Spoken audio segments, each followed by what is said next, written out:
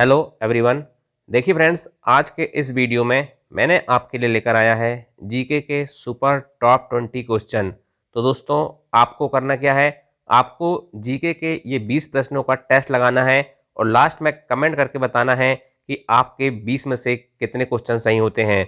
दोस्तों, अगर आपका स्कोर 10 से ऊपर होता है तो ये मान के चलिए आपकी तैयारी एवरेज है, लेकिन अगर आपका स्कोर मान के चलिए 15 के प्लस होता है तो ये मान के चलिए दोस्तों कि आपकी तैयारी बहुत अच्छी है और आप गवर्नमेंट नौकरी पाने के बिल्कुल नज़दीक पहुंच चुके हैं। तो आइए दोस्तों, शुरुआत करते हैं क्वेश्चन नंबर 1 से। क्वेश्चन नंबर 1 है, टाइगर मैन ऑफ इंडिया किसे कहा जाता है? 4 ऑप्शन दिए हुए हैं, चाहे तो आप थोड़ी देर के लिए वीडियो को रोक सकते हैं और अपना आंसर सही कर सकते हैं। तो टाइगर मैन ऑफ इंडिया किसे कहा जाता है? सलीम अली को, भगत सिंह को, कैलाश संखला को या MS स्वामीनाथन को?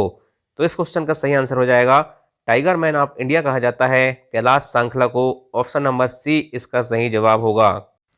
चलिए दोस्तों, नेक्स्ट क्वेश्चन देखते हैं। Question number 2। क्वेश्चन नंबर 2 है, भारतीय वन अनुसंधान संस्थान कहाँ पर स्थित है? Very very most important question. भारतीय वन अनुसंधान संस्थान कहाँ पर स्थित है? कोलकाता में है, नागपुर में है, देहरादून में है या दिल्ली में है? तो इस सवाल का सही जवाब हो जाएगा भारतीय वन अनुसंधान संस्थान देहरादून में है। उत्तराखंड की राजधानी देहरादून है, वहीं पर दोस्तों याद रखना भारतीय वन अनुसंधान संस्थान स्थित है। दोस्तों, आपके अभी तक 2 में से कितने क्वेश्चन सही हुए हैं, इससे ही आपको समझ में आ रहा होगा कि आपकी तैयारी किस लेवल की है। आगे देखते हैं सवाल नंबर 3। सवाल नंबर 3 है, एक सींग वाला गैंडा किस राष्ट्रीय उद्यान में पाया जाता है? चलिए दोस्तों, आप अपना आंसर क्लिक कर लीजिए। काजीरंगा में, मानस में, कान्हा में या सुंदरवन राष्ट्रीय उद्यान में? तो एक सींग वाला गैंडा पाया जाता है काजीरंगा राष्ट्रीय उद्यान, असम में। कहाँ पर? काजीरंगा राष्ट्रीय उद्यान, असम में एक सींग वाला गैंडा पाया जाता है।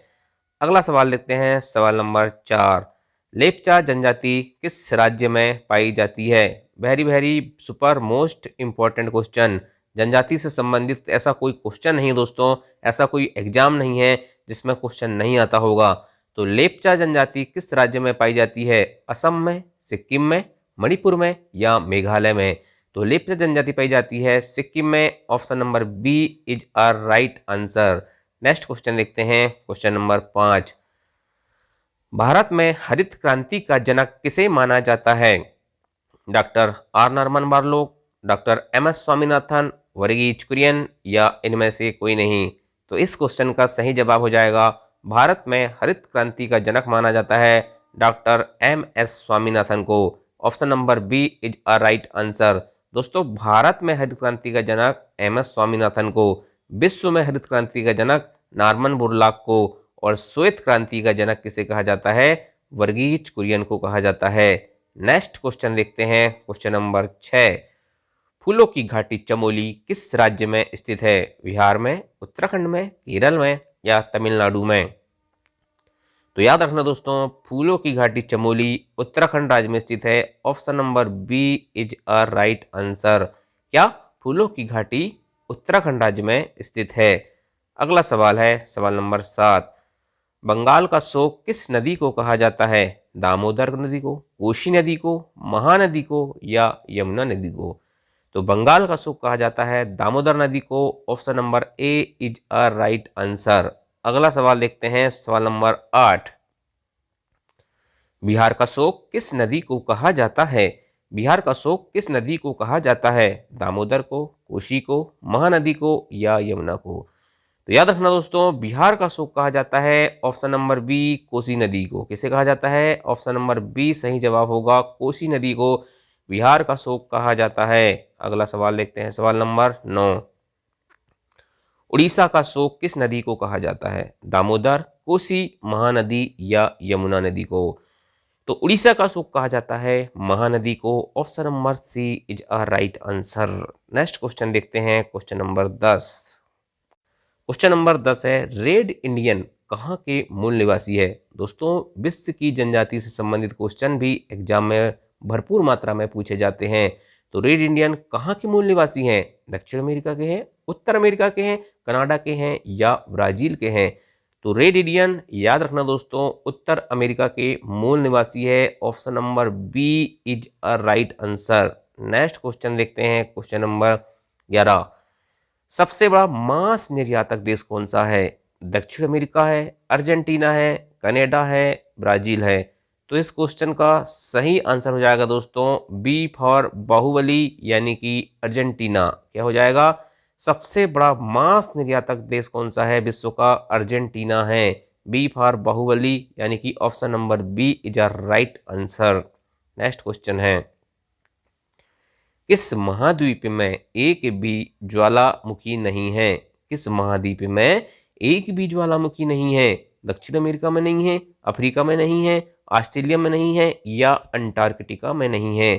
तो याद रखना दोस्तों इस क्वेश्चन का राइट आंसर हो जाएगा C for Kattappa, option number C. Australia महाद्वीप में एक भी ज्वालामुखी नहीं है। क्या? Option number C for Kattappa. आप ऑस्ट्रेलिया महाद्वीप में एक भी ज्वालामुखी नहीं है। नेक्स्ट क्वेश्चन है, विश्व का सबसे प्राचीन पर्वत कौन सा है? ऑप्शन है हिमालय, अरावली, आल्पस, या नेक्स ओलंपिया। तो विश्व का सबसे प्राचीन पर्वत है दोस्तों option number B, B for Baahubali. Answer है अरावली। विश्व का सबसे प्राचीन पर्वत कौन सा है? अरावली है। नेक्स्ट क्वेश्चन देखते हैं, क्वेश्चन नंबर 14। भारतीय सिविल सेवा का जनक किसे कहा जाता है? इंपॉर्टेंट क्वेश्चन, 3 स्टार लगा सकते हैं आप इसको।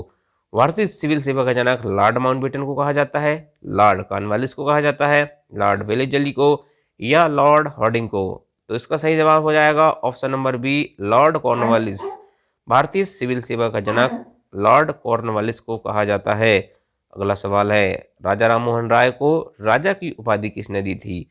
तो राजा राम मोहन राय को राजा की उपाधि किसने दी थी? महात्मा गांधी ने दी थी, अकबर द्वितीय ने दी थी, सुभाष चंद्र बोस ने, या बाल गंगाधर तिलक ने। तो राजा राम मोहन राय को राजा की उपाधि देते हैं ऑप्शन नंबर बी, अकबर द्वितीय। अकबर द्वितीय ने राजा राम मोहन राय को राजा की उपाधि दी थी। भारत का मार्टिन लूथर किंग किसे कहा जाता है? महात्मा गांधी को, अरविंद घोष को, सुभाष चंद्र बोस को, या दयानंद सरस्वती को। तो भारत का मार्टिन लूथर किंग कहा जाता है दयानंद सरस्वती को। D for Dayasena, it means Dayanand Saraswati is a right answer. Bharat का मार्टिन लूथर किंग कहा जाता है दयानंद सरस्वती को। नेक्स्ट क्वेश्चन देखते हैं, जहांगीर के बचपन का नाम क्या था? असलम, नादिर शाह, इस्लाम शाह, या सलीम। तो याद रखना दोस्तों जहांगीर के बचपन का नाम था Salim. Option number D is a right answer. Next question है, क्वेश्चन नंबर 18। ईरान का नेपोलियन किसे कहा जाता है? मोहम्मद शाह है, नादिर शाह है, इस्लाम शाह है, जहादर शाह है। तो ईरान का नेपोलियन याद रखना दोस्तों नादिर शाह को कहा जाता है। Option number B is a right answer. Iran का नेपोलियन नादिर शाह को कहा जाता है। अगला सवाल, लंपट मूर्ख किसे कहा जाता है? तो लंपट मूर्ख किसे कहा जाता है? मोहम्मद शाह को, नादिर शाह को, इस्लाम शाह को, या जहादर शाह को। तो जहादर शाह दोस्तों डी ऑप्शन, लंपट मूर्ख जहादर शाह को कहा जाता है। और लास्ट सवाल है, रंगीला बादशाह किसे कहा जाता है? मोहम्मद शाह को, नादिर शाह को, इस्लाम शाह को, या जहादर शाह को। ये दोस्तों जहाँ जो नाम में शाह लगे होते हैं ना, ये बहुत कंफ्यूजन करने वाले क्वेश्चन होते हैं। इसलिए दोस्तों रंगीला बादशाह किसे कहा जाता है? तो याद रखना Mohammad Shah, option number A is a right answer. Rangila बादशाह मोहम्मद शाह को कहा जाता है। तो दोस्तों 20 क्वेश्चन लगाने के बाद आपकी तैयारी का अंदाज खुद लगा सकते हैं कि आप किस लेवल पे हैं। यदि दोस्तों आपके 15 के प्लस स्कोर हैं तो ये मान के चलिए कि आपकी सरकारी नौकरी लगने से दुनिया की कोई ताकत नहीं रोक सकती। तो दोस्तों ये सवाल मैं आपसे पूछ रहा हूँ, इसका सही जवाब अगर आप जानते होंगे तो कमेंट करके बताना। सप्ताह के 7 दिन अलग अलग रंग के कपड़े कौन सा शासक पहनता था? औरंगजेब, शेर शाह, अकबर, या हुमायूं। तो दोस्तों वीडियो कैसा लगा, ठीक है, कुछ कैसा लगा कमेंट करके बताना। ऐसे ही शानदार वीडियो के लिए चैनल को सब्सक्राइब कर लेना। थैंक यू, जय हिंद, जय भारत।